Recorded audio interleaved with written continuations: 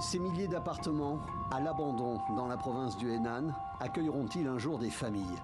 Ce paysage de désolation et d'incertitude est à l'image de la débâcle du géant chinois Evergrande.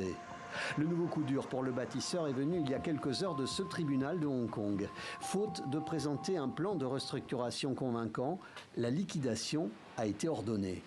Suite à cette décision, l'action d'Evergrande a dévissé ce lundi de 20% à la bourse de Hong Kong, avant la suspension du titre et de nouvelles interrogations sur l'avenir de la société. Il est fort probable qu'Evergrande soit divisée en sociétés beaucoup plus petites, si elle survit encore à l'avenir. Ce n'est peut-être pas la fin du monde, mais je pense néanmoins qu'au niveau du secteur, cela peut être assez douloureux. Evergrande était un pilier, une vitrine de l'économie chinoise. Le secteur de la construction et de l'immobilier représentait environ un quart de la richesse du pays. Durant des décennies, les banques finançaient facilement les nouveaux chantiers à crédit. Mais l'endettement massif a eu raison du secteur, pour le plus grand malheur notamment des propriétaires.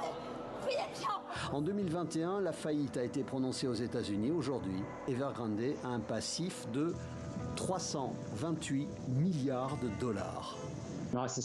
Je pense que le gouvernement chinois gérera ce processus de liquidation avec beaucoup de prudence, de manière à ne pas causer de problèmes majeurs à l'économie chinoise. En d'autres termes, il ne s'agit pas d'une crise mondiale comme celle de 2008.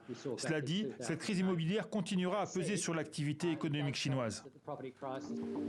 Nul ne sait si la décision de la Cour de la région semi-autonome de Hong Kong sonnera le glas d'Evergrande. Une chose est sûre, l'un de ces joyaux, ce programme ultra luxueux au bord de la mer dans la province du Henan, va bientôt être intégralement démoli.